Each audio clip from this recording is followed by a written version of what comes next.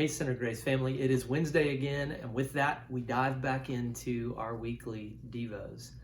When I was a kid, one of my favorite movies was The Karate Kid. And if you've either seen the first one or the more recent version with Will Smith's son in it, in both of the movies, you probably remember that the person who does the training, Mr. Miyagi, trains his apprentice by doing kind of everyday kinds of things. So in the original movie, if you remember, Ralph Macchio or Danielson gets trained by, sanding the floor and painting fences and waxing cars and doing all those things. And the whole time he doesn't realize it, but he's learning karate. And in the second movie, it's very similar, but the apprentice actually learns some of the original moves of karate by doing things like putting his jacket on and taking it off and picking it up and hanging it up and doing all of those different things. And there's this one scene in the second movie, in the most recent one though, where Jackie Chan, who plays Mr. Miyagi, actually tells his apprentice, after the apprentice goes off and just says, what you're teaching me it has absolutely nothing to do with Kung Fu. He goes through this process with his young apprentice and shows him that he's actually been learning the moves of karate. But then at the very end of this sequence, after they do this little sparring or fight scene, Jackie Chan tells his young apprentice, he says, everything is Kung Fu. He says, Kung Fu is in the way that we put on our jacket or take off our jacket. It's in the way that we treat people. It's in the way that we do our jobs. It's in everything. Everything is Kung Fu. And it's a great line and a great teachable moment in the movie. And I think in many respects, as we've been working our way through these four fundamental questions, that's kind of what I want to focus in on today, is that in one sense, these four really important questions that we've said over and over and over again, everybody's asking and everybody's answering. They're asking and answering these questions in everyday life, all the time. Everything comes back to these questions. What is reality? That's the first one. Everything comes back to these things. The second one, what's the good life?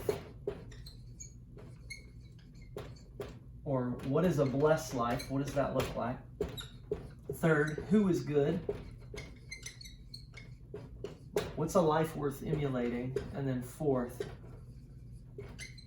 how can I become a good person?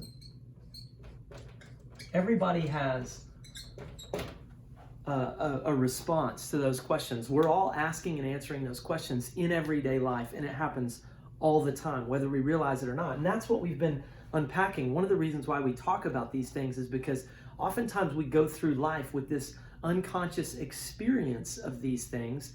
We're hearing answers, we're being given answers to these things, but in fact, we're not paying attention to what those answers are, or if they're good answers. And we definitely frequently kind of fly through life with not giving the kind of credit to Jesus and his answers to these things. And so we've taken these last many weeks to focus on this. But the bottom line is, everybody and everything is about these four questions. This is what our lives run on, whether it's conscious or unconscious. And so discipleship is based around these four questions in many respects. You hear us talk about discipleship all the time, and discipleship is literally just apprenticeship. It's learning Jesus's answers to these questions. And we've taken some time to look a little bit at those things, but discipleship is in everything we do. You could use that line from Mr. Miyagi in the second Karate Kid movie to talk about discipleship. Discipleship is in everything. It's in everything that we do. It's in our jobs. It's in our work. It's in the way that we treat our loved ones. It's in the way that we do all of our relationships, whether with the people in our homes or our neighborhoods or our schools, our workplaces. Discipleship is in everything.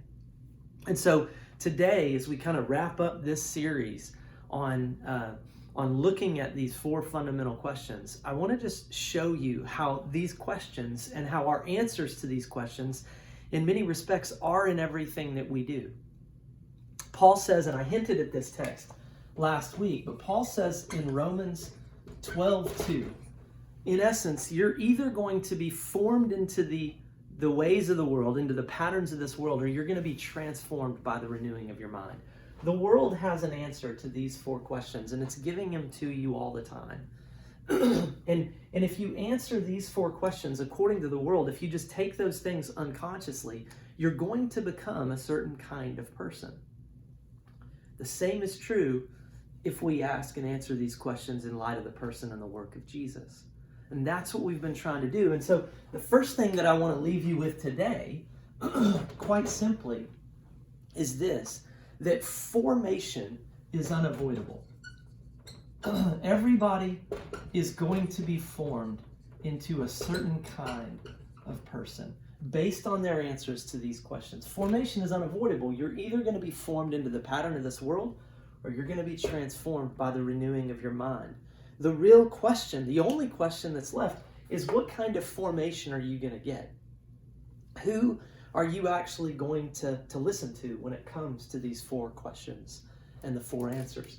And that's where the second thing that we have to recognize comes in, and that is that Jesus's transformation, the kind of formation that Jesus offers, Jesus's transformation is incomparable.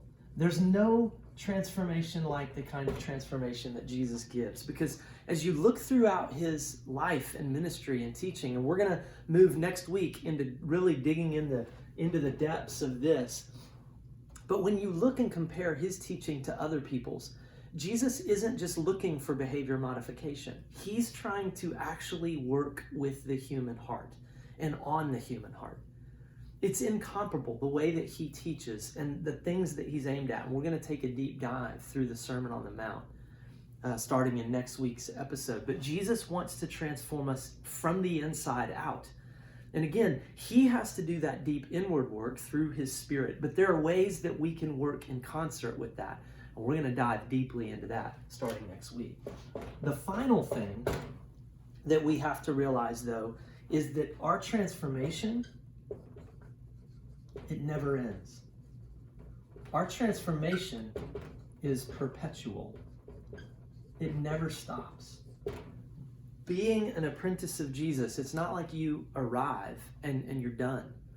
The way that Tim Keller talks about this, and Nathaniel's used this quote before, he says that the gospel isn't just the A to B. It's not just how you get started in the life of faith. It is the A to Z.